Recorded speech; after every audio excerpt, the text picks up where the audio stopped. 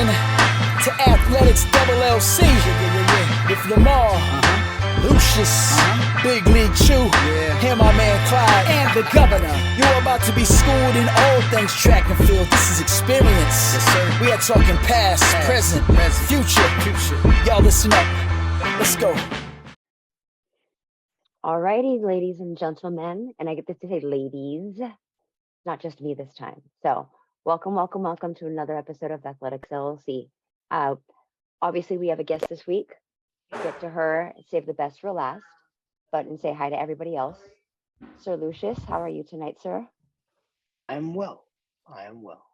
Excellent. That was a great Halloween rendition of you and Coach Peterson. Mm-hmm. Absolutely. They won for life with that one. Yeah. Seriously, that was pretty funny. Like when they came walking out of the door, my jaw just, I was like, that was awesome. Like what got it for me was the brisk walk around the turn. Oh, yes. Yes. She even had her fist balled up when she was walking. Little things. It was funny. Love it. Clyde, how are you tonight, sir? Miss Winger is here. It is November, and that was very well played by the Gator women. So my week is going very well. Oh, man, you guys just want to put all these words into your titles, so I have to read them on the day that I don't wear my glasses. Golly. The Winger was my 2022 spirit animal governor. How are you tonight, sir? I'm well, and this is a special night. There were a few times this year where I watched track and field and actually shed a tear, and Miss Winger is responsible for this. So yes, I'm very excited to be on, and I'm honored to be on the show. Love it. I love it. And this is not the first time we're hearing this. He has said that you are his spirit animal a few times this year. True. Okay. So it's like truly a thing, not just tonight thing. Jan Obergefell Zelezny Greer. And I'm just going to punch you after that. But how are you tonight, sir? Very, very well. I've been trying to, just slug through the rest of today to hurry up to get to this part, because I was like giddy as a schoolgirl when I sent her the text message to ask her to be on the show, and she said yes. So, it's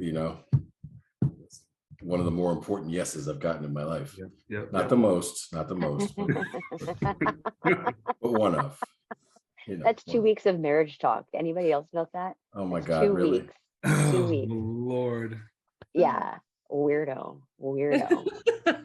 Whatever. But last but not least, Miss Kara Winger. I don't even want to give you a preemptive, because at this point, if they don't know who you are, they just don't deserve this conversation. Mm-hmm. I mean, yeah. If you watch this show and don't know who she is, seriously, don't renew your subscription. Yeah. That's very flattering. Thank you. And everyone's making me feel so welcome. I truly cannot believe how my career ended, and I'm thrilled that people want to hear about it. So I really appreciate you having me. Yeah, no, absolutely. And like you're saying, first and foremost, I can't believe I didn't say this. Congratulations on the year. That was dumb of me. That was stupid. Amazing. So much fun to watch and so entertaining, and to have it done in the fashion that you did it was super. Just super. CLUTCH. Oh, I was like CLU. You can't. Damn it. The whole year was like a drop the mic moment. Yeah. Oh my gosh. She's like, and then at the end she's like, walks off. Absolutely explosion. Yeah. And I look back at USA Track and Field National Championships, and I did not go there necessarily expecting to win. Like, I knew I could perform well. I'd been consistent on the season, but I thought that was my magic moment of the summer. Mm-hmm. And it just kept getting cooler, and I am absolutely aghast. So love it. All right, so who wants to open up with questions? I mean, I know everyone else will have better questions than me, so I'm gonna get my first one in while I can. But it's an important one, and she's probably the perfect person to answer this. Athletes, regardless of the sport, no one gets to go out the way you're going out. No one gets to go out truly on top. And I would just like, to hear from someone who has done it literally better than anyone else. That's the best exit ever. Yeah. Like, what does that feel like? And like, just talk about it, because it's amazing. Thank you. And I don't know what to say yet. Like I told my husband Russ, I was like, I like to write. I like to free write. I just will set a timer and put words on paper. And I'm so used to describing disappointment and frustration and heartbreak that I tried to do that after the season, and I still don't have words. And he looked at me and he said, isn't that fulfillment? Isn't that satisfaction? And it's just this so deep, I get to be now who I thought I always could be, but I spent so many years finding value in the journey anyway, that it's just this baffling, I'm the same, I'm still the same person. I just have this tangible evidence of so many years of hard work, and I'm still trying to figure out ways to talk about that are relatable to other people. I am in disbelief 100%. But what I'm so proud of is this wasn't just this year, this decision. This was as soon as Eugene World Championships were announced. I am from the Pacific Northwest. I grew up in Vancouver, Washington. My parents literally park their motorhome at the same RV park, every time we have a meet there. And that's exactly where they stayed. It was just so comfortable, home soil, the ideal ending to my career.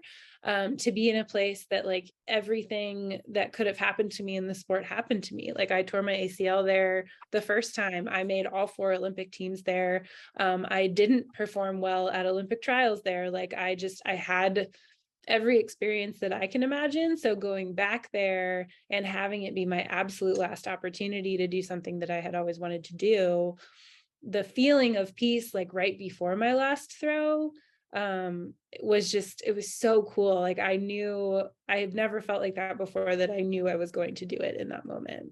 And the power in deciding that long before this season, I think was really the X factor. It had been literally 4+ years that I knew that this would be my final world championships. And so just I'm a slow adopter, I guess, but having all of that time to get used to it and understand that that would be my absolute final opportunity, just made it all that more magical. Yeah. And I agree, sticking to my guns. I said that USA's I thought was my magic moment. Then I thought Worlds was my magic moment on the season. And it kept getting better. So there's absolutely no reason for me to return. I know what it's like to fail. I know what it's like to be disappointed. And now I have this other feeling, and I'd like to stick with that. Wow. That is New York Times bestseller novel type stuff. And I don't think, you're probably still processing everything right now, but to be able to tell the audience what it's like to prepare for the end. If there's anything that track and field athletes have a problem with, have major problems with, especially those that have been in the sport for a long time, it is what is the end going to look like? And how do you paint that picture? Or do you even bother painting that picture? I envisioned for myself going until I couldn't go anymore. And that's literally what happened. It went from knee surgery to hip surgery to pulling my hamstring completely off the bone on the other side. Okay, that's it. We're good. Message received.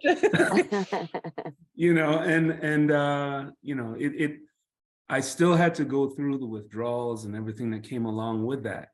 But I remember saying to myself, I'm going to ride this until the wheels fall off. I'm going to go till I can't go. Mhm. And I have no regrets about that. Now, I had said it to you earlier in the show, like, you know, I remember meeting you in Austin when I was coaching at University of Texas. And, I'd like to hear a little bit about that journey for you and where and why, it seems like if you look at your top 10 marks, Austin seems to be a very special place for you. Can you tell me a little bit about how Austin came into the mix and why you've thrown so far there? Yeah, I worked with Ty Savan. He was my coach from graduation from Purdue, like that first professional year until the 2017 season. So, we worked together for 3 years in Chula Vista, and then he was at UNO for a second and then went to Texas. So I live in Colorado Springs. It was only 13 hours drive, and the Springs is pretty cold, like in the winter. So any chance I got, I would go to Austin to train with him. And those times were just that little extra something different, like different routine. I would often bring my dog. We would go, to the lake, Lady Bird Lake, and swim, and she loved it every single day. And just like this, like I love a training camp, and those were really my first experiences with that just like the only thing I have to do is go train and then eat well and sleep and cuddle with my dog. Like I'm just this my concentrated time to just be an athlete without family, without work stuff that gets in the way, and just be a javelin thrower. So I think that's really what the magic was. But my furthest throw in Austin was actually like one of the times I've said a lot like this year that I didn't really have any business coming back from ACL number 1. Right. Like I'd had that surgery in the fall of 2012. I'd, made 2 Olympic teams at that point, but not ever shown like consistency outside of one season. Like I didn't necessarily have the experience to tell me that like it was going to be worth me returning to sport. And 2013 was, I managed to get on the podium at 9 months post-op, which was wild. 2014, I won the first ever competition where 2 women from the US were over 200 feet in the same meet. And then in 2015, I was just sick of being like tentative. Like I had gotten back to a pretty good level, but I just really wanted to like blow the doors off of it. And at the time, that felt like such a long time from my PR, which was in 2010. So it had only been 5 years. But at that point, I was like, oh my gosh, it's been an age since I've thrown a PR. And to throw 66.47 in Austin 3 years post-op, when I very consciously was like, I'm done being scared. I'm just going to put my leg out there and see what happens. I, called my sports psychologist at the time immediately, and I was just over the moon excited. Like this felt like such a breakthrough for me mentally. And it was all because I was in this like safe, concentrated javelin place of Austin at Clyde Littlefield Stadium. I could listen to this like all day. There's so many chapters, right? Yeah. Yeah. It takes forever to tell the story, I know. I'm going to be selfish because like I was blessed enough to feel a little bit of this moment that I'm going to ask you about internally myself, but I want to know what it's like for somebody else to describe. Your very last javelin throw was the best one you've ever done, right? And like, when you're a little kid, you're in the backyard, every time you shoot the last shot, it goes in, right? Yeah. We all wish Michael Jordan had retired after he pushed Brian Russell off and made the jump shot. But for some ungodly reason, he felt like he needed to go play for the Wizards. And we honestly all like we act like it didn't happen too, right? Like we all act like he retired when he pushed off Brian Russell, but he didn't, right? Yeah. Listen, Clyde, don't start. That's another argument you're going to lose. But I want to know, take me personally, because I'm like popcorn waiting for this answer, but like take our viewership through. You pick up the javelin for your last throw, and you know it's your last throw. us through that. Like from the time you pull the thing out of the little stupid cart they have to the time it lands and you know it's really deep. Like, what does that feel like?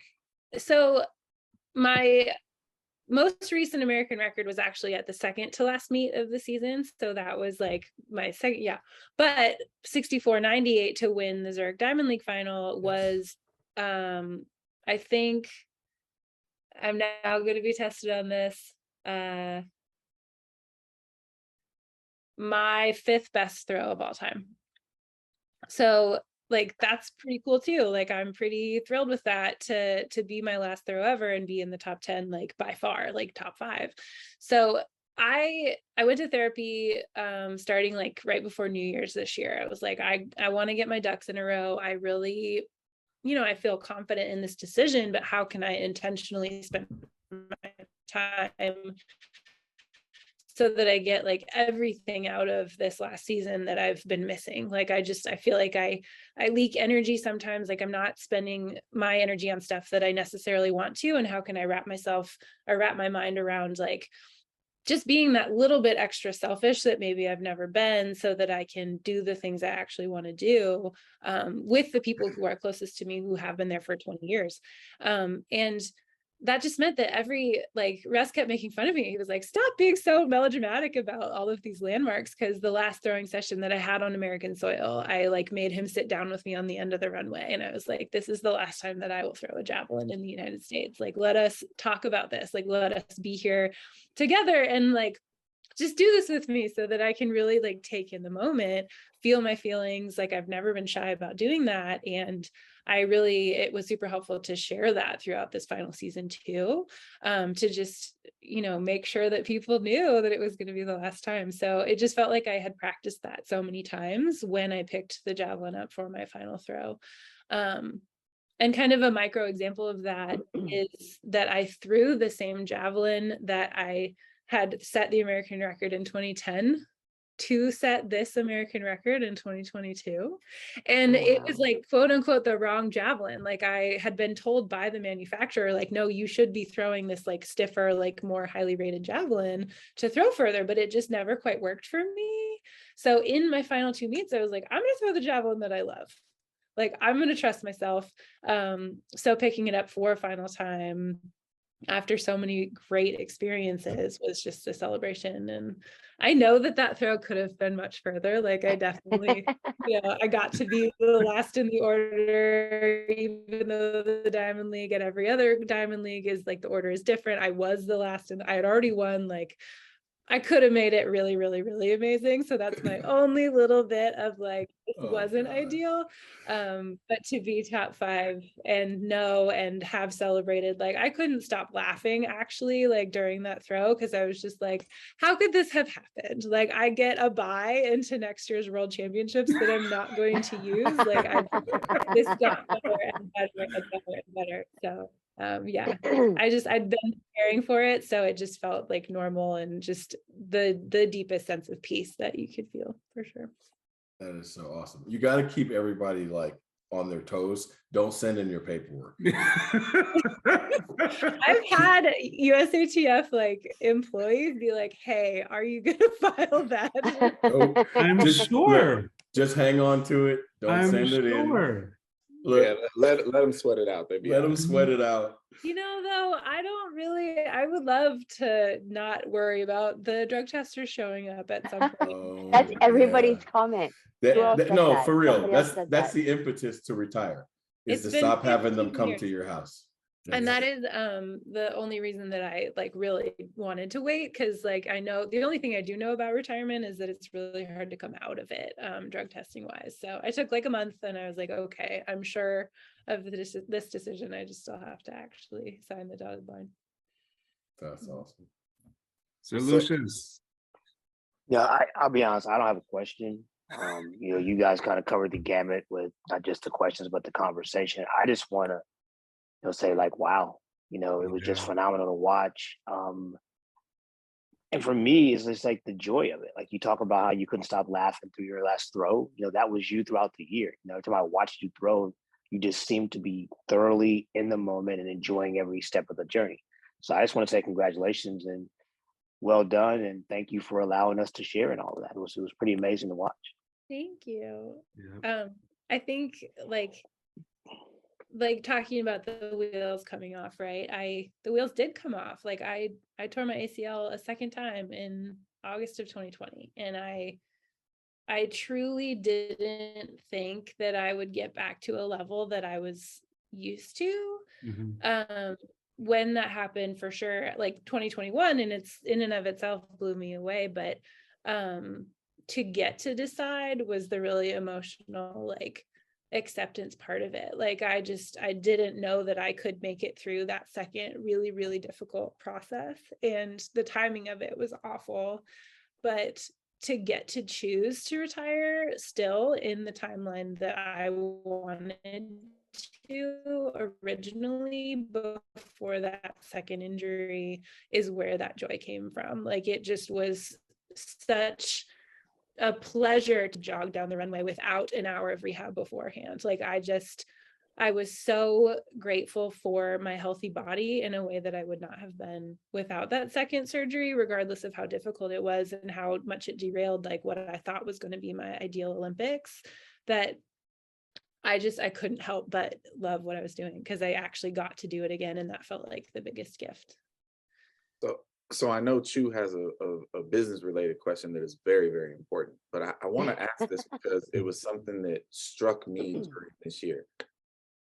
You know, your season and you know, with the home home world championships and all that, because you are such a star and your story was so intriguing, the camera was on women's javelin a lot more than it would Yes. be normally, right? And that's Absolutely. a great thing.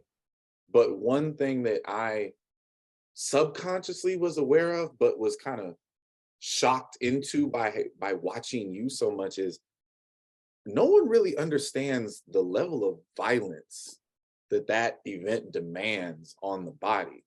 And you've suffered major injuries because of it.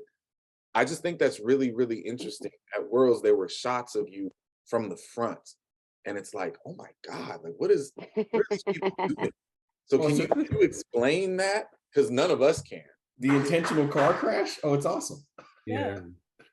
Sean Fury, I think he was like 4-time national champion. He calls it a combination belly flop and car crash.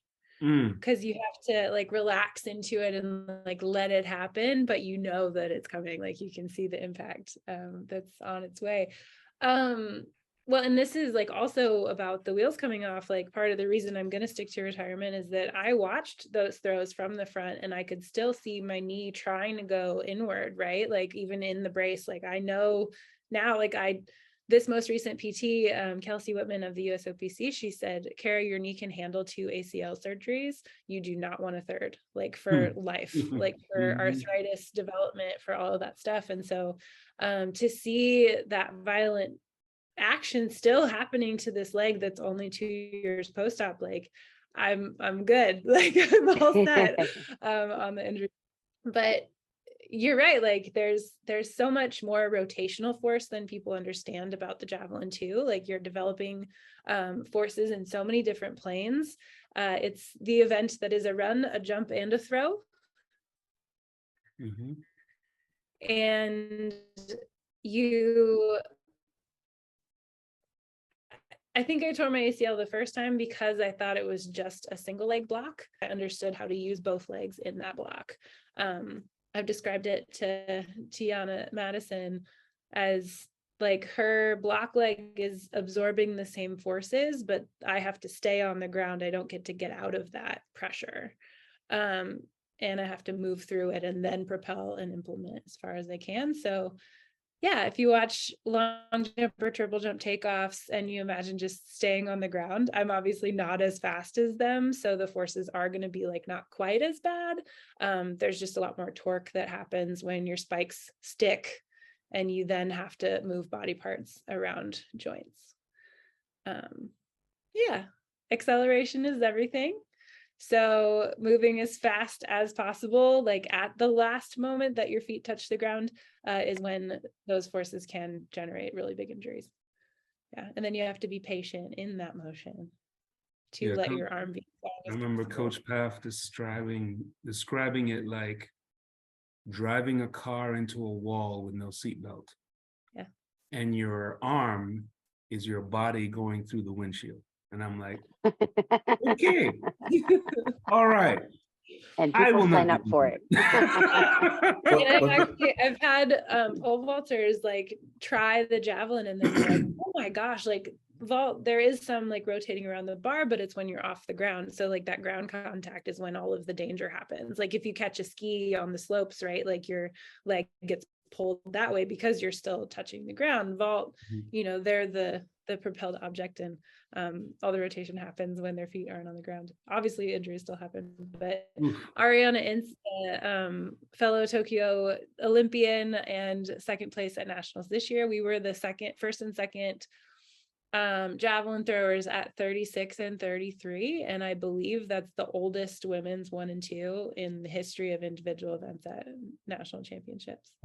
But she used to be a pole vaulter, like she was actually a D1 pole vaulter at Rice, and then started throwing javelin after college. But she says that she wanted to stop telling other stuff. She wanted to be the catapult rather than projectile. Yeah. Wise choice. So that's Wise choice. Yeah. It's definitely a train wreck. It's And Well, when you do, it's more when you do it wrong that's a train wreck. When you do it right, Yeah. it's easier, but it takes a lot of practice doing it wrong to do it right. So that's when disaster strikes, as with anything, you know. yeah. Man, oh man. So the business question that Clyde referred to, I'm going to read it verbatim because I'll mess it up if I ad-lib it. What advice do you have for athletes who are carving out a career as a female thrower, knowing that financial backing opportunities are slim at best? I like to say that you can put all of your eggs in all of your baskets. I know that I was lucky at the time that I graduated from college. The fact that, you know, I think the NIL guidelines are a really interesting and exciting move for a lot of people, but it just introduces like a whole other job that you have to do as a student athlete. Absolutely. And I worry about that in terms of like athletic development. Like, how do you split your focus that many ways and still, you know, like I just said, put all your eggs in all your baskets. But anyway, I graduated at a time when I could get a sponsorship that had an actual salary base. It was only $12,000 at the time, but the bonus structure was such that it became a very livable situation because I succeeded early. But talking to my fellow throwers right now, I know that that's absolutely not true anymore. And the wild thing about this season is that I have relationships with Tracksmith and the New York Athletic Club, but I got to have my friend Katie Schaffstall customize my shoes and cover up the Nike logo of the shoes that I purchased because I'm not paid to wear any shoe logos. And other people can't do that because they either have a good contract or they've just been given gear and been told that that's the only thing that they can wear. So as I navigated this season and as amazing things kept happening in my head, I was like, ka-ching, ka-ching, ka-ching. The dollar signs that would have been mine with a contract are pretty unbelievable. Like if I apply my performances to what I had before I turned 30, it was a lot of money that I get zero of those dollars. And that like love of sport, that truly doing it for me, like I want more for women athletes. I want them to be paid that more than $100,000. But it is still so valuable to navigate it with the people that I got to navigate it with. And I was able to fund my javelin habit eventually by getting a full-time job that was flexible enough to work with me as still an athlete. So I think finding a way to stick around is truly what my advice is. Because I PR'd at 36 after 12 years. Like I'm amazed. But Ari also at 33, getting second at 33 at nationals, but also like making her first Olympic team at the age of 32. Then at the end of this season, she started competing in April, through in Zagreb on like September 10th, and through the World Championship standing for next year, had a meter PR, and now has like done herself this favor to like take the pressure off for next season and concentrate on things that can make her throw even further. So that wouldn't be possible unless like she had been making her dreams happen along the way. And I just think that the glamour doesn't have to be in the money. I want it to be, and I want people to get back there, but I just love seeing women succeed for the joy of it. Like Sir Lucius was saying, like it's fun to do something that you're good at and do it to your absolute best ability, and however you make that happen is what you should do. Because we can be pursuing multiple dreams at once, and I've always tried to do that. So one of the more unpopular things that I tell a lot of young athletes that ask me for advice and that sort of thing is that unless track and field changes the current structure, the money you're going to make is going to be vastly more once you're done with the sport. Now, what does the sport do? Well, the sport prepares you for that. And I don't care what field you're in. Okay, when you've gone through what Kara Winger has been through, I don't care what you throw at Kara Winger at this point. Okay, I just had a thought, like, if Kara Winger wanted to just do speaking tours for the rest of her life, she could do that, right? She has a story to tell, and it's a story that no one else can tell, right? That's valuable. That's value. So I'm sorry, I've got something in my throat, but obviously, what you just said is very, very important, because far too many athletes get to the point where in their minds, it's not making dollars and cents. And that's the only driving thing that's keeping them going. And they're not looking for those other alternative revenue streams that can keep them going, right? And that's the part about track and field. And it's a shame that we're still in this situation, but for those that just do it for the love and are waiting for that moment where they have that breakthrough and they can actually achieve those big things. Yeah, I mean, you're literally sacrificing your entire life, for a moment or two or five, like you. So yeah, I really appreciate, that message. And it's, for a lot of young athletes, that is a very hard pill to swallow, because what do they see? They see what's happening in the bright lights, right? They're seeing the pomp, the circumstance, and they're not really understanding what it is you put your body through, what you put your mind through, year after year, week after week, day after day. So it's a labor of love. That's what it is.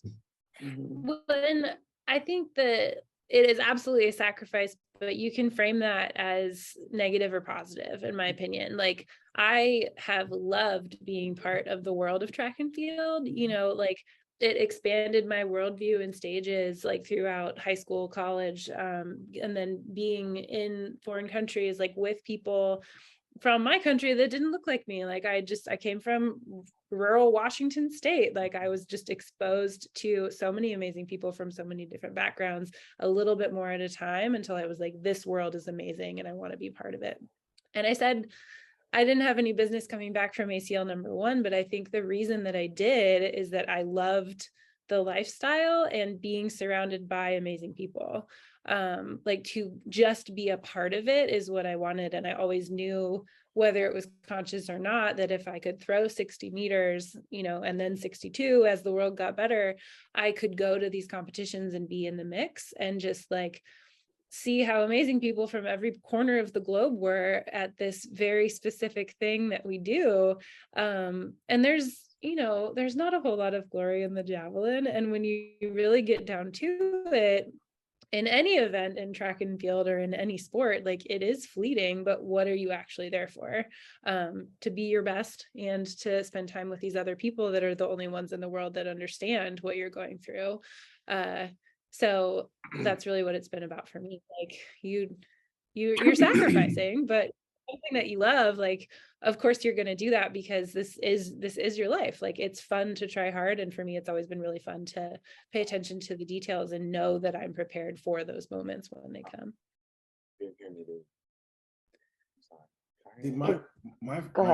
My favorite part about all of this is we had this conversation with Alan Johnson in year one about a lot of today's athletes are they're in the sport for contracts and not for careers.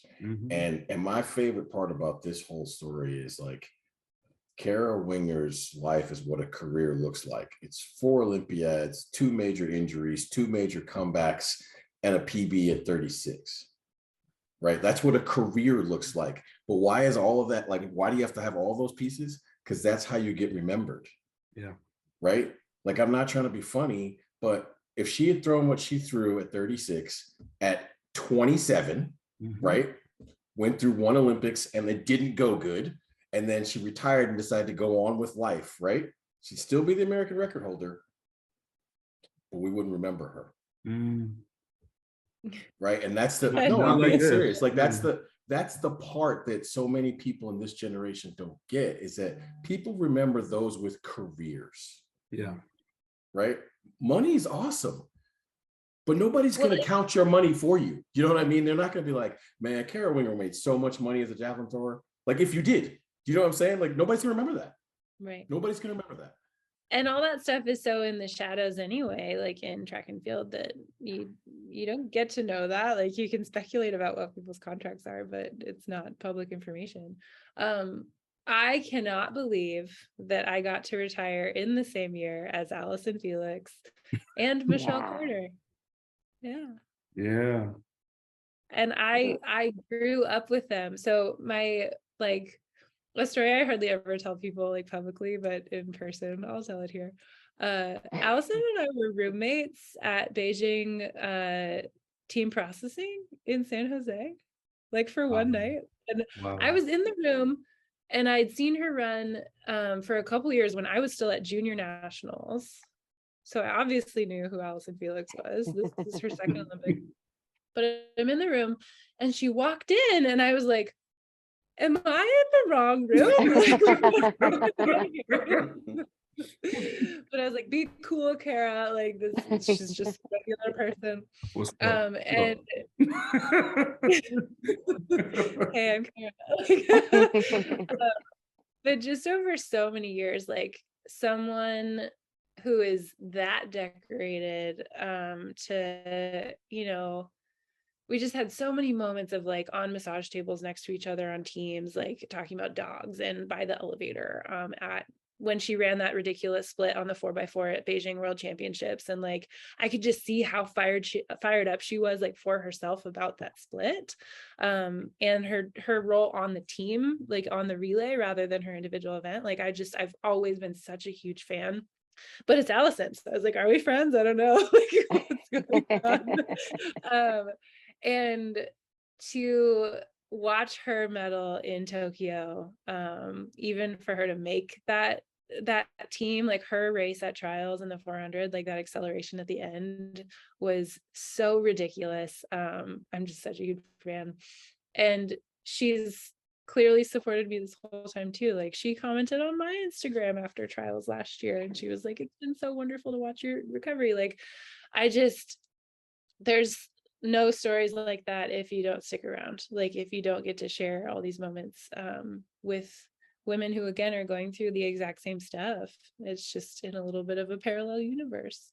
And I'm so proud to have been their teammates for so long. Michelle was on my NACAC under 23 team in 2006 in the Dominican Republic, where I met my husband. Oh, wow. Wow. And she Wow. was one of the ones that made fun of us the most for all of the time we were spending together. That's awesome. Oh, that's funny. So fun. That's awesome. It's such a great story to hear, just the endurance of it. That's what that keeps resonating with me, is just the endurance of it, and making it so that, for lack of a better way to say, you don't have too many leaks and you end up in your destination. Yeah. Right? You don't get any detours or unnecessary AAA stops. Like, you made it to your destination where you should be when you should have gotten there. So that's super kudos for you. And that's amazing. And I hope that everybody really truly understands what that means in the end, because it means a lot. Yeah. Well, and there's so many more people too. Like, I don't think you get a career if you don't notice the people that are on your team and by your side. And for me, that's been sports med at every turn. I don't talk about my left shoulder surgery very much, but that one, you know, that's the year that I threw that 66-47 in Austin. Like, I thought that I was going to set the world on fire, and I had a really good USA's, and then I had this super unfortunate, like, non-dominant side injury, and it wasn't my fault. It was a chiropractic adjustment gone wrong that I didn't want. And I never talk about, like, the actual mechanism of injury, but I'm far enough removed from it now that it was just like me being in a position that I wasn't comfortable with, resisting it, freak accident, but devastating for what I thought was going to be my comeback season. And it was in some ways, but it could have been really amazing. And between both knees and that, like, very unfair, poorly timed injury, those medical professionals that, like, taught me more about my body than I ever knew or wanted to know necessarily, were just the true, like, superheroes of my career. And to take them a bib, like, from the major championship, or Russ and I we both medaled at Pan Am's in 2015, and we took our little podium stuffed animals to my PT at the time, because she had twin girls, and, like, gave them to her, and like, share the journey. There's no reason to navigate it if you don't. So that's what kept me around for so long, the people. Shout out to all of the physios and chiropractors that have ever worked on javelin throwers or decathletes. Oh boy. Or heptathletes, but Or for athletes. sure. Yeah, but period.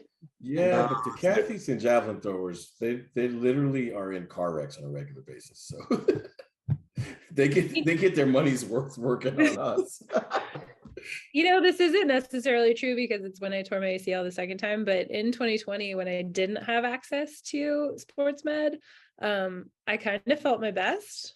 And then I went and, like, tore my ligament, and it's whatever. But, like, Ari lived at my house. Like, Ari lived with Russ and I for 4 months. Like, we trained together that summer, because she was, like, really isolated in California. And we would do, like, tiny little, like, shoulder rehab things on each other, but not having treatment for a long time. I really feel like, whether it was the very unilateral, like, imbalanced javelin equilibrium that I found, or I actually, like, did some sort of maturing and building of old lady strength, I don't know, but I haven't needed it as much.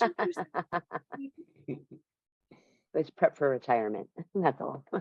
Yeah, maybe. My strength coach of 13 years, also, he was absolutely essential to my career. And he told me recently, he said, my favorite powerlifting quote is, "Don't come off strength mountain too fast." So as a super imbalanced thrower, like, if I just stop, like, my whole body will disintegrate probably. So I've tried to keep the retirement fitness up for sure. Oh, goodness. Well, we appreciate your time. We appreciate your story. We appreciate you most of all. But, you know, it's great to be able to share your story. It's great to be able to have you tell it yourself. And we hope that everyone that sees, hears, and watches this is able to appreciate it. Well, thank you. I'll never get tired of telling it, I don't think. And as a woman, Yeah. okay. Yeah. But as a woman too, like it's been really nice to say I'm super proud of myself. I'm super proud of my team for sure, but I'm very proud of sticking around this long, like we've talked about, but just believing for this long and having it actually come to fruition. It was really fun. Absolutely. Well, you go enjoy the rest of your evening, whatever that might be for you, and hopefully we see you sooner than later. Well, thank you for having me. It's a blast. Yeah. Thank you. Take care. Have a good night. Have a good night. Bye. Okay. Everybody Well, can take an exhale now. I was like, that was The awesome. fangirl moment's done for you guys. I'm just kidding. I'm just kidding. Just kidding. Well, no, that was great. That was a great story to share. So love it. So, oh, what are you putting on your head? Very interesting hat. So I don't even know what that is. So I feel like you're trying to prompt a conversation by putting it on. Are you fishing for something? No, I'm prepared for our next phase. Mhm. Oh, okay. I definitely feel like you're fishing for something on that one. All right. So a question that we had discussed midweek, and I'm going to put it in the air to be discussed again, or in thorough languages with everybody paying attention to it. It's rumored that the NCAA will change our scholarship status for track and field to a headcount sport versus equivalency. Do we, and I'm going to limit it to the tiles because it is our opinions. So everybody else can argue against everything else, but do we, as our tiles entity here, really want this to happen? I think we should start with the king down there. I was gonna say, should we go first or last? First Wanna first go world last on this problem. one? Yeah, it's the first world problem, so I'm gonna go last. Okay. I'll jump in there. When we first heard of, the whatever you want to call it, competition committee, change committee, whatever they're calling themselves these days. When you first heard the rumors of this, it was like, dope, give us more, right? I ain't gonna lie to you, like I'm not gonna turn down more scholarship money. I'll take that all day. You want to give me 30 scholarships, I'll take it. But I'm not really feeling the everybody gets the same money thing. I'm just not. Our sport is extremely unique, and I don't like the feeling of everyone on my team right now that's on scholarship would be on a full scholarship. I like the fact that our sport gets to play with, if you will, change award based on the context of the performances given. We're not a team sport at our core, and I don't think that an NCAA All-American and a conference scorer should be on the same scholarship, let alone someone today who would be getting, books and a few $1,000s, for sure doesn't belong on the same scholarship as an NCAA scorer. So if there's a way to give me more scholarship money and still not have it be head count, I think I would much rather land in that zone than just move it to head count. And I'm open to being talked off that ledge, but that's where I'm at with it. It doesn't feel proper to me.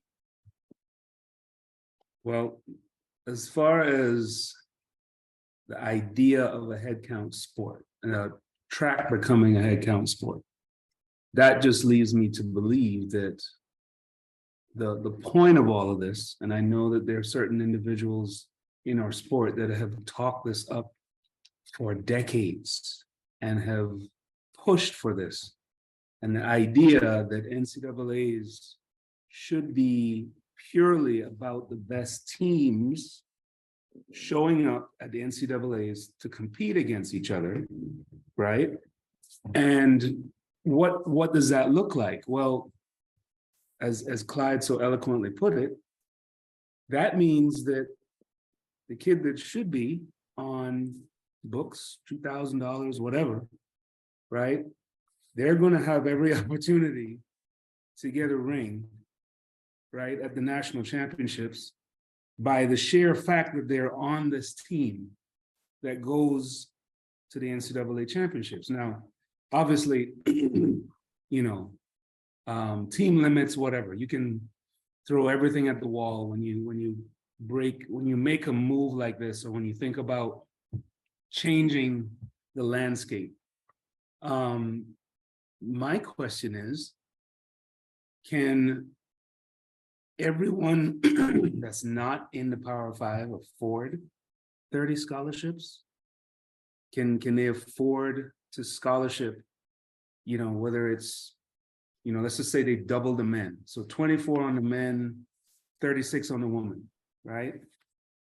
How many schools can actually fund that? How many schools can actually pay for that? And that's the part that I think ultimately would lead to the Power Five doing their own thing and everyone else doing something else, like from a purely track and field perspective. So I don't know that it pertains to a UTSA. I don't know that the UTSA would see value in that.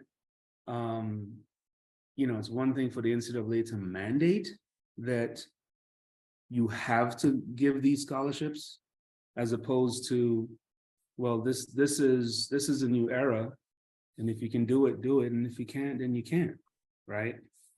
But I think what it will lead to is that a lot of the schools that don't have the budget, they're not going to go to nationals.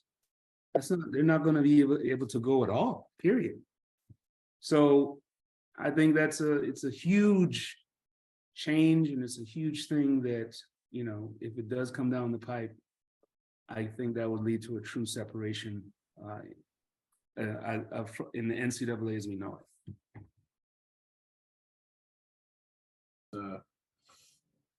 Yeah. I've thought about this a bunch, and I think what I have to say, like, literally just runs right off the back of what the two of you just said, and goes a little bit further. Like, right now, the average track team spends 50 scholarships, both genders, on 100 student athletes, right? 18, 12.6, you know, I mean, I'm sorry, it's not 50, Jesus, what's wrong with me? 40, I mean, Public 30. math, big man. Public math. It's one of those things. 30 scholarships, sorry, on 100 kids, right? It's roughly 50 and 50, 18, 12.6. So if you double them, you're at 36 and 25, right? But if they're all fulls, I'm going to tell you that you're going to have a smaller track team, right? So you're going to have, let's just be clear, there will be fewer people running Division I track and field. That's a fact, right? And because now you're creating a larger pool of complete walk-ons, right? Like, you can't help them at all, right? I got 36. If you're number 37, you're like the 4-string backup long snapper, like you paying the whole bill, right? That's what it is, right? And so there's that, right? But beyond that, and this is the part that I just think is, and I hopefully this is my first world handoff when I'm done to Sir Lucius. If you give the Power 5 schools 36 and 25, wow, what's left for a non-Power 5, for a group of 5 school, right? Let's just do that. Like, what's left? Because what's left does not score at the national championship. If you advance the same way advance, you might go, and for sure someone's gonna score. So I'm not literally saying no one, But man, look, it will be like the NCAA championship in football, right? There's only 8 schools that are actually vying for a national championship in football, right? Okay, so if we give Sir Lucius and others like him 36 women's scholarships and 25 men's scholarships, there will be 4 teams competing for the national championship in track and field of each gender. It's barely more than that now, if we're going to be honest, right? But if you basically double the top end of all of those rosters,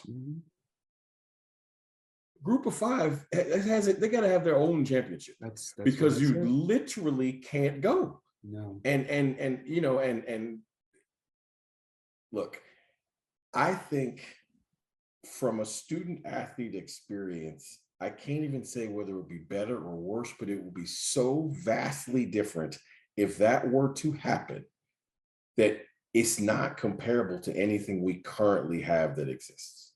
Yeah. Right. We would literally be creating the FBS and FCS, you know, in every sport, right? There'd be an FBS version of Division I track and field, and there'd be an FCS version of Division I track and field.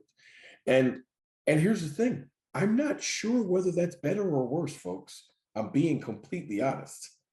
I'm really not sure whether that's better or worse. And so I can't even weigh in as to whether I want it or don't.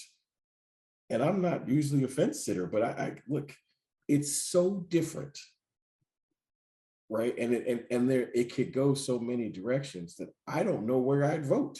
I'd have to see all of the ramifications. Like I'd have to see the expectations of what's going to happen. If we're really going to create an FBS level and an FCS level in track and field, I'm probably here for it, right? Because Olympians are Olympians. So if you really think about that, then there's more people getting scholarships. If you think about it that way, right? And there's more people who will get high-level coaching.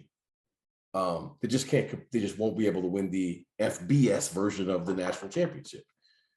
But if everybody's going to compete for one title, yeah, probably not here for that.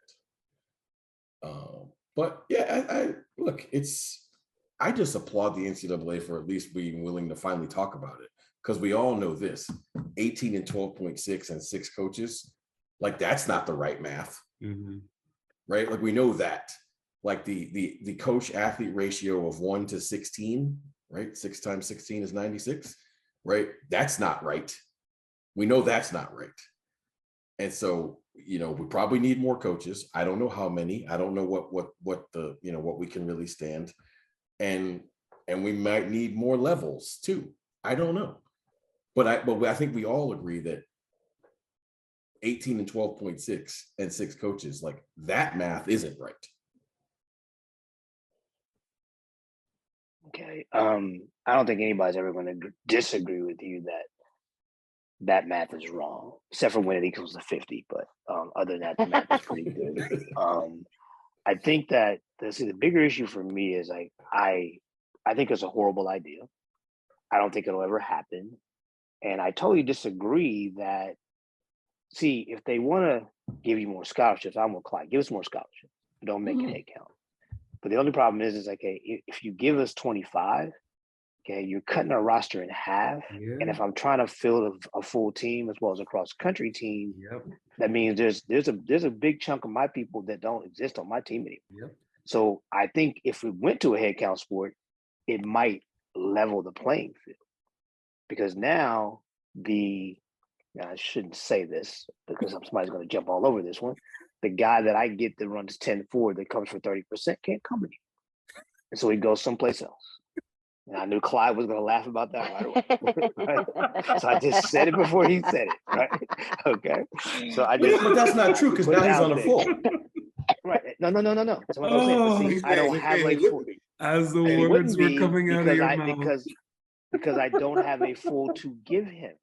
Because if I'm trying to have a full team, okay, there are 48 people on my roster, right? If I am, because I'm trying to do what I do, and I'm trying to have a balanced program, there's people that are very good people on my team that wouldn't be here. Mm-hmm. Okay. It's like, see, if you only got 25, okay, you got in football, you got 85 scholarships, Right. 22 of them play. So you can stack, right? If you only got 25 scholarships to cover 21 events, you can't stack anywhere. So I disagree. I think if you went to that model, it would make it more of a level playing field. But also it's going to eliminate so many opportunities because the number of people that we can give the smaller scholarship to get them into school. Yeah. Right. Yeah. So now they can't come to the University of Florida because I can't get them in school unless I give them a scholarship of some kind. Right. So I think for me, I think that making it a head count sport and would probably make some of the teams better. And definitely at the lower level that you're talking about, the group of 5 schools, they're gonna have better athletes, a better pool to choose from because we can't scholarship everybody. Right. But the problem you're gonna have is the limitations it puts on people to be able to get into school. It ruins the academic experience there. And like I just think it's a bad idea. Horrible idea. So the one part that I've talked about in the past in regards to that and picking up all the pieces that you all have laid down is in the team aspect. Then do we start seeing people stray away from that team aspect and just simply specialize, right? Because if you're going to go 25, they're a big league.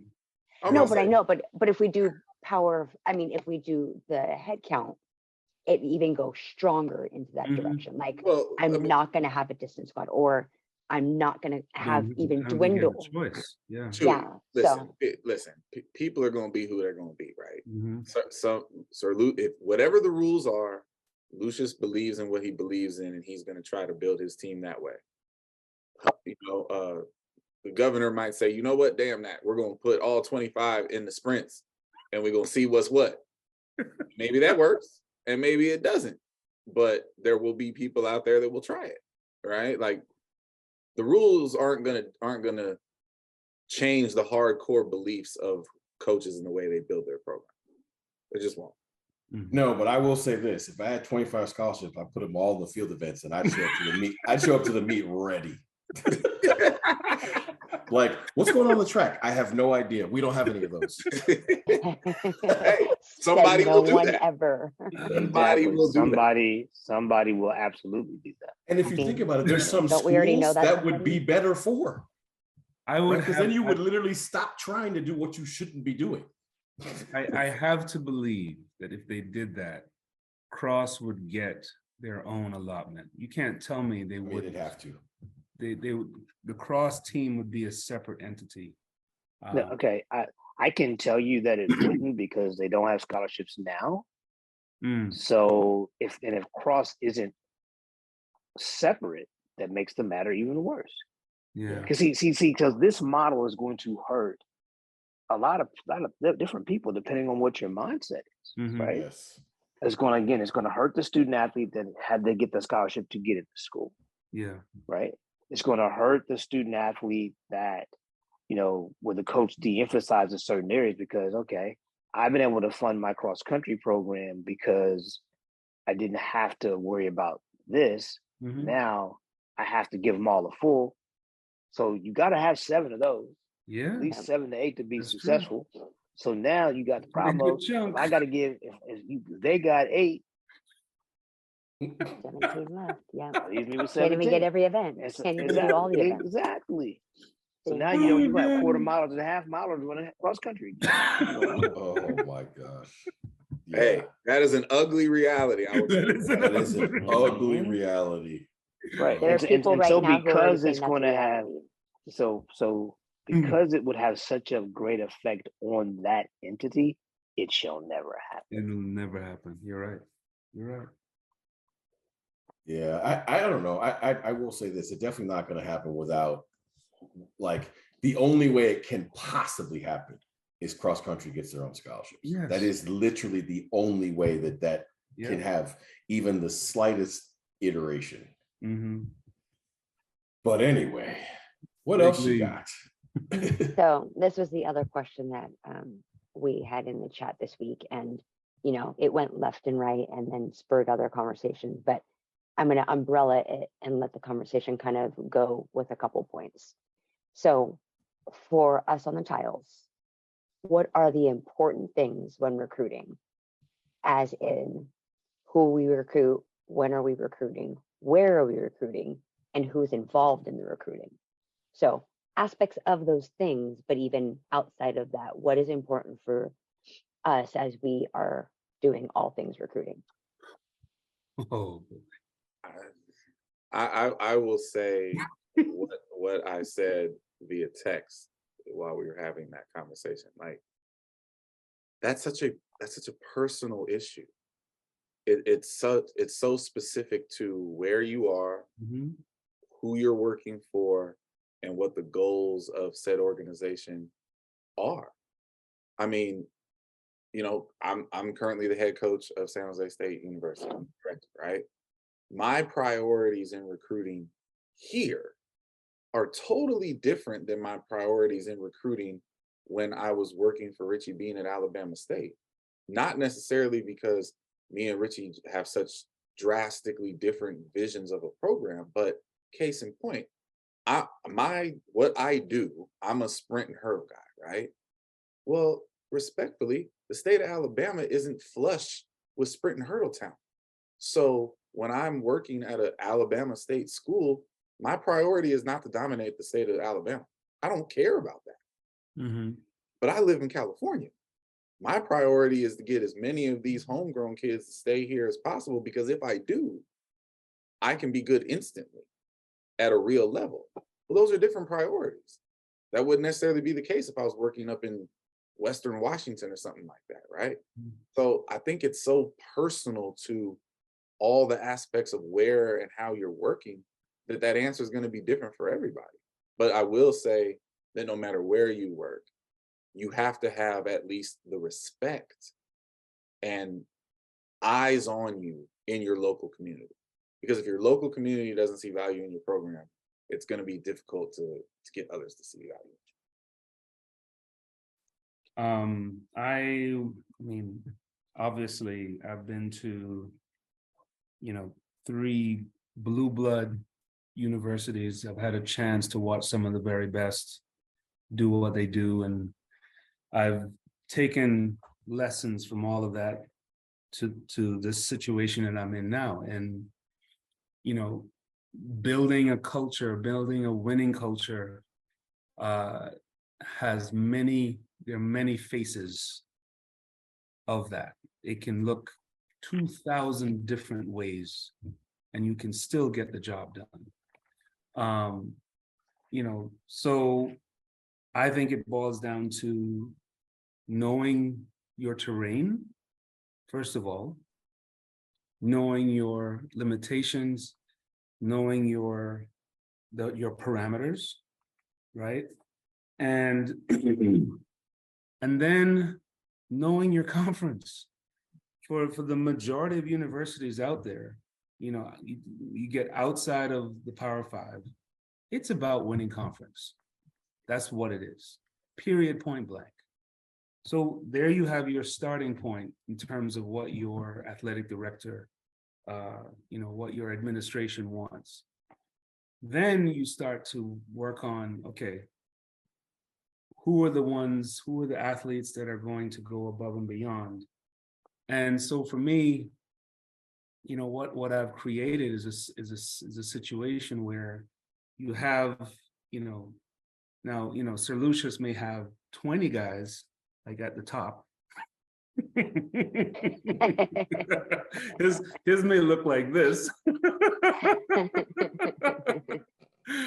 But for programs like myself, you have this one guy at the top, right? Or this one young lady at the top that is above and beyond, in many respects, people are looking at her or him and going, how did you do that? And it might have been someone that was unsung, wasn't really highly recruited, came here with a chip on their shoulder, and a coach happened to see that and say, hey, come here, I'll give you a chance.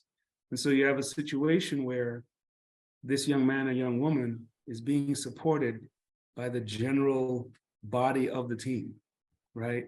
They're all looking to get to that point, right? But you're trying to find kids, and now you're going around and you're searching wherever, under every rock, every tree, every corner, to find kids that have that same vision, right? And that's pretty much how I've approached it. I think the win does not matter. There was a point in time when you had to get it done if you were looking for the blue chippers, and you had to sign them by November, and if not, you had to wait till April, and then it became February. None of that matters now. None of that matters now. Now it is purely about going out and finding the best that can do the job. And it's a pretty random, I mean, I'll say random, but it's a pretty blanket thing to say. But if you get a team and you gather a team of the best kids you can possibly, that is a winning team. Period, point blank. So that's it. Well, I'll go before, the Portal King speaks. I mean, we gave you that nickname like 2 weeks ago, so I had to bring it back. PK. Piling on. I've had I've lived the life in the inverted pyramid. Yeah. I've lived the life in unenviable task of trying to live up to that standard at a place that is clearly doable, just way different. And I'll say, I don't want to oversimplify. I'm definitely not going to tell anybody how to do this, but I will tell you this. This is what I believe. The first thing you do is you identify exactly what you're looking for by ways of athletes, like demeanor, makeup, those things. And then you put a pin in where you currently work and make a radius of 200 miles and make a circle. Everybody within that circle, right? Everybody within that circle that fits a piece of what you're talking about, like one of the type of athletes you want, that you like, be it distance runner, thrower, whatever it is, you go and you recruit the living snot out of that group and make them all tell you no twice before you move off. And you fill your coffers that way because they'll be the most likely to come and the least expensive. From there, you eliminate all borders, all boundaries, and you fill holes with the very, very best talent you can. So after the 200-mile radius, literally, you start going on the other side of the world. Like, go everywhere. Like, don't go from 200 miles to 250. Like, that's don't do that. To me. But you start with that group that's, we'll call them local. And then from there, you fill in the holes with the very, very, very best athletes that fit your criteria, right? Like if you need, certain type of mentality and this and that to work well with you, and a kid has marks you want, but the mentality doesn't match, don't sign that kid. Because there's an expression. If you recruit the right one and you don't get them, they beat you once or twice a year. But if you recruit the wrong one and you do get them, they beat you every day. So I think knowing what kind of athletes work well in your system and with you and your staff is probably the first thing to do from a recruiting perspective. But then after that, like, listen, it's just like being in a fight. You have to start out with the mentality that you're going to stand up one more time than you get knocked down, because recruiting is stick-to-itiveness. There are more kids than there are scholarships. If you're willing to work, this is why Sir Lucius, 25 years ago called me the mole, because I refuse to believe that there aren't kids to do everything you need them to do that aren't on the list. You just have to look at more kids, young people. They're not kids, but you have to, if you want to be great, at recruiting, you have to be willing to work way harder than everybody else, because Sir Lucius works hard. I want to be clear. He works hard at recruiting, but he doesn't necessarily have to do your version of working hard at San Jose State or your version of working hard at UTSA, right? Like to Clyde's point, working hard for where you work is different from place to place, right? And if you're trying to beat Sir Lucius, then you probably have to work globally, right? Because he's going to beat you in most of the kids that are American, more than likely. And so if you're going to try to beat him, you got to go everywhere. And you gotta like that at the end of the day, like that's it. Right. And the hard part for a lot of people to understand is when you're building a program, when your program wasn't good when you took it, the kids, the young people who are closest to you, who are most proximal to your campus, are going to be the hardest and the last ones for you to get, because they already have seen with their own two eyes for the longest amount of time how not good you are. So for me, recruiting is the desire, just never having the like dialing the phone one more time, or you're getting on Instagram one more time than everybody else. That's my thought. Okay. For me, recruiting is about planning. Recruiting is about checking your ego at the door. And the big thing about recruiting is like you have to recruit to your strengths. I'm fortunate enough that I have a staff who can coach just about anything. But when people start recruiting athletes that they can't take care of, you just build a hole that you're never going to get out of. Because if a great athlete comes to your campus, you can't take care of them, that comes back to haunt you in recruiting forever. But for us, because we're trying to be a well-balanced team, we search the corners of the globe, and we do everything we have to do. It's not about winning the state of Florida. It's not about winning the United States. It's about winning the globe for us. So if there's an athlete out there and they have the grades and they have the athletic ability, and they have the mentality, then we want them on this campus. We want them to come here and help us get better so we can help them get better. But I think the biggest mistake ever made in recruiting is people that think they can just coach anybody. I mean, there are certain athletes that, my staff will bring to me, and I'm like, that young man or young woman's not going to work well here because of a certain look or something that they do. I'm like, that's just how it works for me. I know my system. I know what athletes work in my system. So I think you have to be diligent. And we've said this, I know, probably 1,000 times. Stop recruiting marks. Go get on a plane, get in your car. Get on YouTube and find these people to look at. So that's my thoughts on recruiting. So Lucius, let me ask you a question. No matter how many times we say it, people will still do it. Why do you think people still continue to just recruit marks? Is it laziness, or is it lack of know-how, or what's your opinion? It's laziness. And see, the thing is like, I've had a discussion more than once over the last, say, year or two. Why did you recruit so-and-so when he or she had only done this? I'm like, because I was there and I saw them do something that I knew that they could be better. I'll use a young lady, Daryl McQueen. And, one of my colleagues in coaching called me and laughed at me. He goes, "Oh, I made you overspend for that one." Like, you sure about that?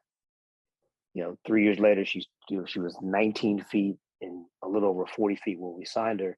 3 years later, she's 21'11" and 45'5". Didn't overspend for that one. But we saw something in her. We knew she had the ability. And when I met with her, I knew she was going to put the work in. And I also knew what her training background was. But people don't usually go that far down the list. They don't recruit those people. So you got to do your homework. You got to be diligent in everything you do. And there are some hidden gems out there. There really are. Mm-hmm. There really are. Miss Melissa from Coastal Carolina. I ran 12 flat in high school, and now I'm the U.S. champion or whatever. So yeah. Well, good, good. I want to make sure that we got at least a little bit of a education, if not course refresher for recruiting in there. Making sure that we still are giving advice, but letting peeps see a little bit of vulnerability from us. So good. With that being said, in vulnerability, Sir Lucius, you're on Would You Rather, because I'm not going to let you skip last week. You know, and I had the pleasure of watching that, and I'm so glad I didn't get those questions. Oh my God. So, and I can only imagine how this week's going to be when you're double up on me now. So, yeah. Well, these, I think they're good. Damn it. All right. Are you ready, sir? Absolutely, I am. Okay. Would you rather be on Sports Center or Around the Horn? Oh, Around the Horn. I had a feeling that'd be Around the Horn. Now, like, you know, I'd like to be like a highlight on Sports Center, or maybe on the ticker of Sports Center. But I want to be on the show. I don't want to know. I want to be on Around the Horn. Well done. Right. Would you rather do a session of yoga or Pilates?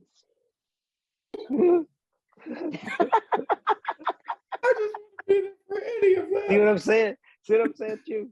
The disrespect. That one was a good one. Okay, Disrespect. all right, so no, that's totally disrespectful. And I have never done Pilates, and I'm never going to do Pilates. And as much as I detest yoga, I will do yoga before I do Pilates. I'm sticking to Okay. it. Oh my God. Got it. Would you rather take the kids grandkids trick or treating, or be the candy giver? Candy giver. Got it. Would you rather clean up Legos or Play-Doh? Like Legos. Legos. Last one. Would you rather rake the pit or be the bar putter upper for pole vault? Oh, bar putter upper, because I'm the worst pit raker in the history of man. And so then, you know, the jump coach is like, It takes a man to admit that. It really does. no, like, you know, it's like there's going to be a lump somewhere. Oh, Right? you're that guy. Oh no. And then the governor and the EP are gonna be yelling at me, and then I'm just gonna drop the rake. I'm done. So, and seeing putting the bar, if you just put the bar up, you just adjust a little bit, and you're good. Yeah, And you're that's good. much easier job. Yeah, no rake for me, dog. Oh, that's so funny. Gentlemen, the questions are for you. Oh my God. Dude, those were actually good questions. Those were that might have been your best set of questions for Oh, some absolutely, because those ones she said to you last week, I'm so glad I didn't get those. Wait. Man. Oh man. Look, I'm gonna look. I have them right here. Oh, that was funny. I thought it was funny. Look, I was laughing when you were asking him. I'm watching this episode. I'm like, that was good. I'm glad it wasn't me. Jeez. Oh. Oh, so Lucius. All right, I got What one are we for gonna you. do with you? Would you rather coach a track meet wearing a suit? Or Look, he couldn't even get through it. wearing Guys, I a know who suit? You're terrible. or Go ahead. or one of those monochrome tracksuits, head to toe, right? Let's just say it's blue or orange. Like, which one? Clearly, I'm going with the suit. But when you said it was a suit, I knew the second choice was going to be awful. That's why I started laughing.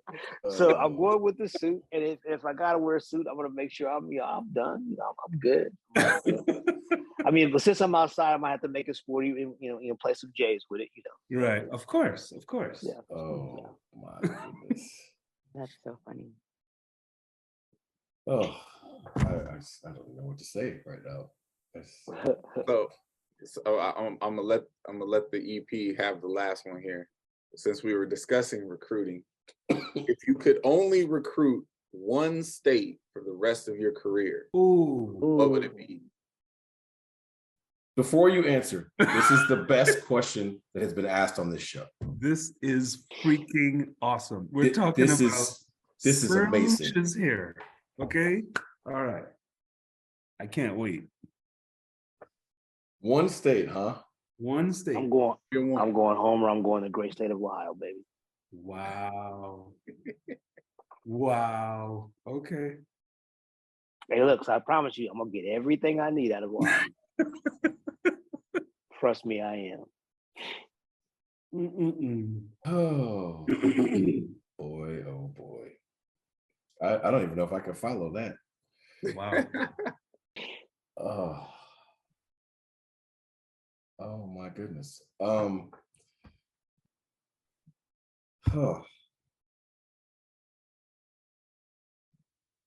Concede if you need. You can't buy yourself any more time. okay.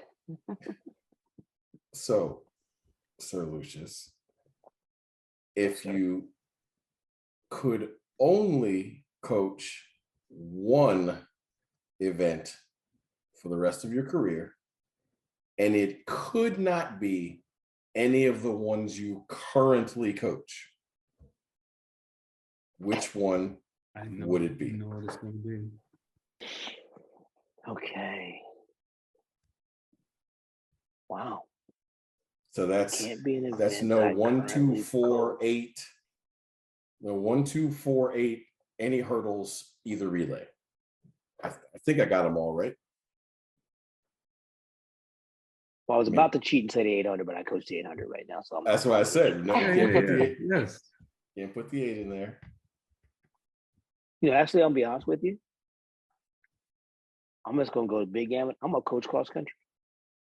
What? See, I had a sneaking suspicion that Wow. was going to be the answer. I'm gonna coach cross country. At the next elite group. Yep.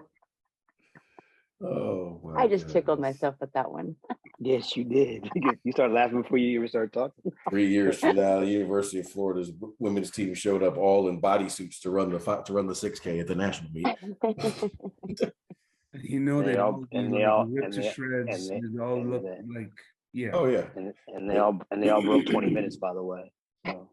First distance runners to ever have a dry face.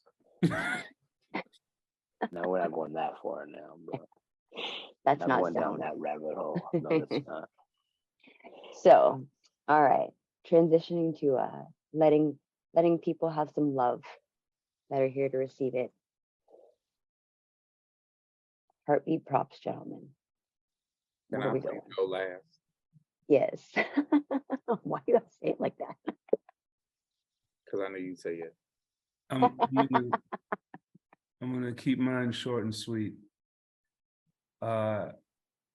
Anyone that knows me knows that I'm a hip hop head, and you know, hip hop has been a driving force in my life since I was a kid in the Cayman Islands, discovering the Beastie Boys and discovering LL Cool J and all of that. I don't know what's going on in my that genre, but it is bordering on like it's not fun anymore. The amount of artists that are being killed, it's shocking. It's shocking, and I just pray that either these folks stop putting themselves in these situations, or people start to realize that hip hop is the voice of a generation. Like these people that do this are saying the things that some of us are far too scared to say. They have a purpose, and it's just sad what's going on right now. And I hope somewhere along the line these people start to understand that we're hurting ourselves. That's all we're doing. So that's my heartbeat props. Mine's actually, for once, I'm like super excited and ultra positive. My heartbeat props go out to one Mr. Kurt Felix for going into the Boise State Hall of Fame this coming weekend. I feel incredibly fortunate that I was asked to join the festivities, and I'm about as excited as one could ever be to be returning to Boise, Idaho. Wow. Very cool and well deserved. Very cool and well deserved. I would like to say congrats, Kurt Felix, and excited to return to Boise, Idaho. No one has ever said before tonight. First of all, I'm just going to say this right now. I am not here for any Boise slander. Boise, Idaho is amazing. I wasn't slandering anything, but I would like to say for the record that I think everybody on the panel agrees with me. Nobody ever heard anybody say that until tonight. Just saying. Listen, I think Boise, Idaho is a great place. Oh, gosh. You're right. It's phenomenal.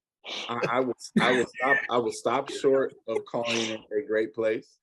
I will say that it's underrated. Okay. We'll stop there. I'll live with that. That's fair, Clyde. I mean, I'll go. I just want to, I want to say thank you to everybody. The number of people that have reached out to me over the last week that checking on me about my mom. It's good to have great friends, and including the 4 of you on the tiles tonight, and everybody else that's reached out to me. I just want to say thank you. It's been a big help. I really appreciate it. Nice. Similar essence. This is a broad stroke because I'm not quite sure who is, and I know there are people who are, but heartbeat props to all of those who are protecting me. I know there are some direct that I can name, but there are people out there who are protecting my name, and I appreciate that. And I think that's something that we have to make sure and stop to recognize from time to time, just as human beings, whether it's professional, personal, or just not even knowingly. There are people who are protecting you and trying to make sure that things are going right, or at the very least, favorable for you. So for those of you out there in the ether who are in my corner that are protecting me and my name and whatnot, I appreciate you, because it's definitely being felt right now. Okay, so mine is a happy heartbeat prop, but that doesn't mean I'm gonna get through it. So it just so happens by the accident of timing for LLC that our shows air on Friday.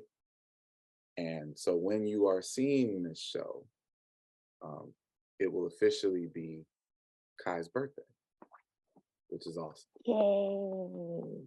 But that means that we are shooting this show on the 1-year anniversary of Tiana being rushed to the hospital. Wow. And starting what ultimately became, Kai's arrival. I obviously love my son, and most people describe, the birth of their child as this amazing experience. It was the worst day of my life. It was the worst 3 days of my life. I thought that I might lose my best friend. Mm-hmm. And I remember a year ago today being more scared than I've ever been, ever in my life. And the will and the strength that that woman displayed to get through that process is it's something that obviously I will never forget. It's something that I never want to experience again. But there's no way that on this day, my heartbeat props would go anywhere other than to Miss Tiana Madison. Kid, I love you, and I cannot believe that it's been a year. Mm-hmm. I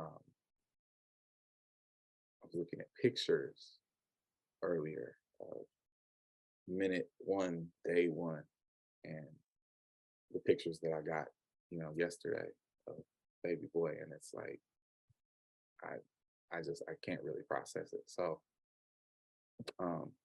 heartbeat props tonight go out to my family, and I cannot wait for their arrival tomorrow and to celebrate the 1 year anniversary of our baby boy.